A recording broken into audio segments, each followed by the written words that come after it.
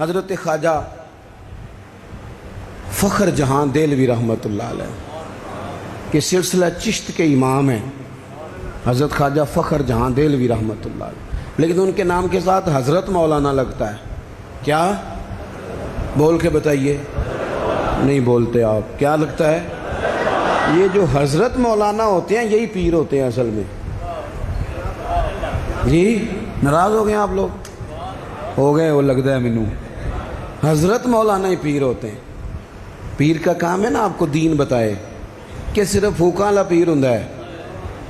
پیر کا کام ہے دین بتائے، تو جو ہر جمعے دین بتائے، جو کئی نسلوں کو قرآن پاک پڑھائے۔ تھوڑا سا نا کرائیٹیریا بھی تبدیل کریں۔ یہ جی پیر صاحب ہیں، یہ سال کے بعد آتے ہیں، کیا لینے؟ کہتے ہیں گندم کا توڑا۔ کیا مذاق بنایا ہوا ہے! جہالت کا نام طریقت رکھ دی ہے۔ باہر نکلیں ان مصیبتوں سے۔ یہ جاہل بلا وجہ سوار ہو جاتے ہیں، سال کے بعد آتے ہیں۔ آپ پورا سال اتنا اپنے امام کو نہیں دیتے جتنا ایک چکر میں اس جاہل کو دے دیتے۔ مہربانی کریں آپ۔ فروغ علم تب ہوتا ہے جب علم کی سپورٹ ہوتی ہے۔ تھوڑا سا نا چیزوں کو تبدیل کریں، بدلیں۔ وہ کہتے ہیں جناب یہ حضرت ہیں، مولوی صاحب کی داڑھی تھوڑی سی چھوٹی ہو تو نماز نہیں ہوتی، تو پیر صاحب کی چھوٹی ہو تو بیعت ہو جاتی ہے۔ ہو جو ناراض ہے، ہو جو ناراض، کوئی گل نہیں، ہو جاتی ہے بیعت اس کی۔ کمال آدمی ہے بھائی۔ وہ مولوی صاحب کی داڑھی سارے چیک کرتے ہیں کہ پوری ہے کہ نہیں، تو پیر صاحب اندر داخل ہو تو ان سے بھی کہا کرو ذرا ٹھہر جا، پہلے پوری کر۔ خلاف پیغمبر کسے راہ گزیر۔ حضرت سعدی کہتے ہیں جو حضور کے طریقے پہ نہ چلے وہ کس طرح منزل تک پہنچ سکتا ہے؟ اصل حضور کی سنت ہے، شریعت ہے۔ اس لیے زندگی کے اندر اصول بنائیں۔ اصول ہم مانتے صحیح کر کے ہیں، صحیح کر کے مانتے ہیں، پر ماننے سے پہلے بھی ذرا صحیح کر کے سوچتے ہیں۔ ان چیزوں پر ضرور۔ حضرت مولانا فخر جہاں دہلوی محبت کے آدمی تھے نا، اللہ تعالیٰ نے انہیں بڑا نوازا، ان کی محبت لوگوں کے دلوں میں بڑی بڑھنے لگ گئی، تو لوگ ذرا دھیان رکھتے ہیں کہ کس بندے کی آج کل واہ واہ زیادہ ہے۔ یہ جو سیاسی لوگ ہوتے ہیں یہ توجہ رکھتے ہیں کہ ایسا نہ ہو کہ کل کو یہ بندہ ہمارے لیے مسئلہ بن جائے، یہ پسند نہیں کرتے۔ تو بادشاہ نے دیکھا کہ اتنے لوگ عقیدت مند ہو گئے ہیں، ہزاروں کا مجمع جمعے میں جاتا ہے، بڑا رش ہے۔ اس نے ایک طوائف کو تیار کیا، کہ جا کے نا تو معاذ اللہ اس طرح کی اداکاری کرو کہ الزام لگ جائے۔ اب بعض بندے اداکاری اس طرح کی کرتے ہیں کہ سامنے والا ویسے ہی پریشان ہو جاتا ہے۔ وہ کسی نے کہا تھا مخلوق تو فنکار ہے اس درجہ کے پل بھر میں، سنگے در کعبہ سے بھی اسنام تراشے، تم کون ہو کیا چیز ہے داغ کبابی، لوگوں نے تو جناب مریم پہ بھی الزام تراشے۔ تو منٹ لگاتے ہیں، الزام لگا دیتے ہیں۔ حضرت جمعہ پڑھا کے نیچے اتر رہے تھے، سیڑھیاں ادھر ادھر، مریدوں کا رش تھا۔ سامنے اچانک وہ بی بی آ گئی۔ دلی سارا جانتا تھا کہ یہ عورت کیا ہے، کیا کردار رکھتی ہے۔ سامنے آ کے اس نے کہا السلام علیکم۔ شیخ نے گرد نظر جھکا کے کہا وعلیکم السلام۔ تو اس نے اس طرح گفتگو شروع کی جیسی بڑی جاننے والی نہیں۔ بعض لوگ بڑے چالاک ہوتے ہیں۔ پرانے زمانے میں ہم نے سنا تھا کہ فلانا شیشے میں اتار لیتا ہے، اب تو بعض بندے چھوٹی سی شیشی میں بھی اتار لیتے ہیں۔ بڑے تیز ہیں، بڑی باتیں آتی ہیں، بڑی۔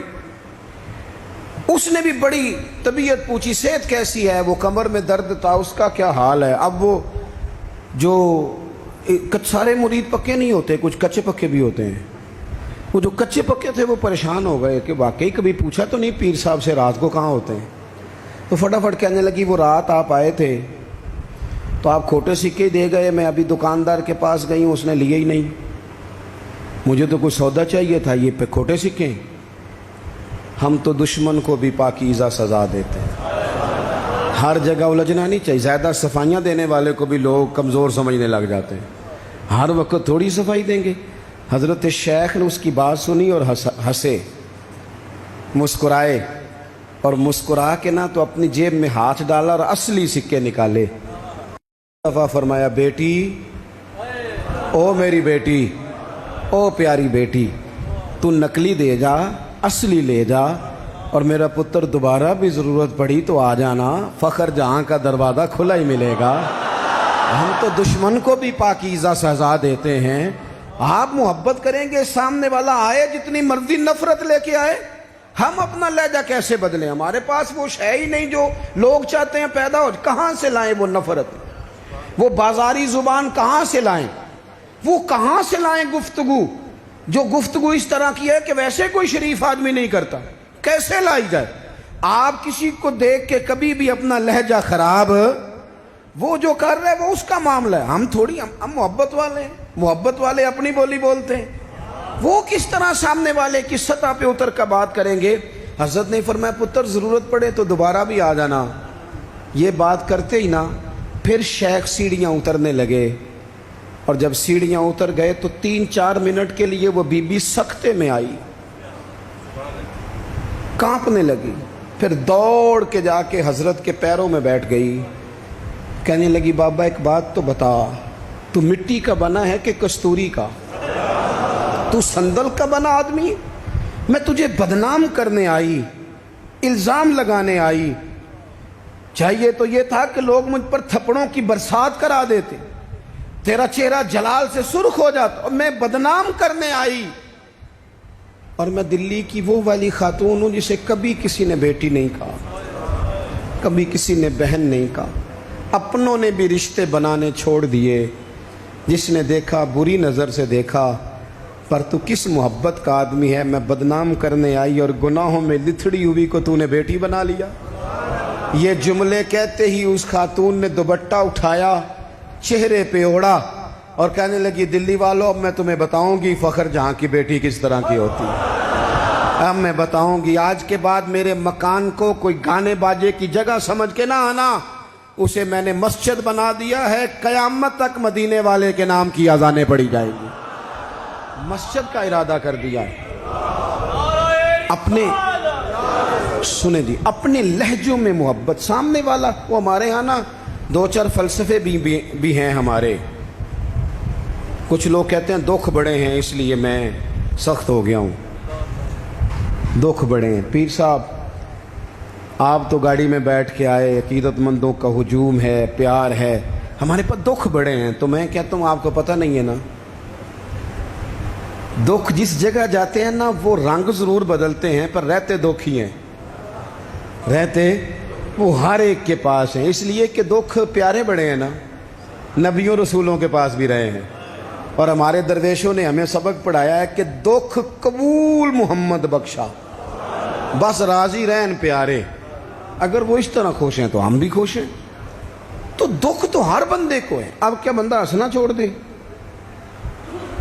میں دکھی بڑا ہوں تو لہذا تلخ ہوں. او بھائی، نبی پاک صلی اللہ تعالی علیہ وسلم نے فرمایا ہے لوگوں سارے نبی ستائے گئے اور میں سب سے زیادہ ستایا گیا. آپ کبھی سیرت مبارکہ پڑھیں نا، ہجرت سے پہلے کیا حال ہے. کبھی کانٹے ہیں، کبھی پتھر ہیں، کبھی اوجڑیاں ہیں، کبھی طائف میں روڑے. ہجرت کے بعد کیا حال ہے. کبھی بدر میں تلواریں، کبھی احد میں تلواریں، کبھی خندق میں تلواریں، کبھی منافقین کی سازشیں، کبھی کچھ کبھی کچھ. از اول تا آخر دکھ ہی دکھ. لیکن حضرت حارث بن عبداللہ رضی اللہ تعالیٰ عنہ فرماتے ہیں لوگوں میں نے اپنے کریم محبوب علیہ السلام کو جب بھی دیکھا ہے مسکراتے ہی دیکھا ہے، مسکراتے ہی دیکھا. اور میرے اعلیٰ حضرت فرماتے ہیں جس کی تسکین سے روتے ہوئے ہنس پڑے. حضور تو ہلکا سا مسکرا دینا تو جو بڑا رونے والا ہو وہ ہنس پڑتا ہے. اب یہاں سوال پیدا ہوتا تھا کہ پھر تو بڑا انتظار کرنا پڑتا ہوگا کہ حضور تسکین فرمائیں. فرماتے ہیں انتظار نہیں کرنا پڑتا، انتظار نہیں. یہ تبسم حضور کی عادت ہے. یہ حضور کی، یہ جو اعلیٰ حضرت کا سلام ہے نا، یہ تو پوری سیرت ہے حضور کی. فرماتے ہیں جس کی تسکین سے روتے ہوئے ہنس پڑیں اس تبسم کی عادت پہ لاکھوں سلام. یہ تو عادت ہے حضور کی تبسم فرماتے رہنا.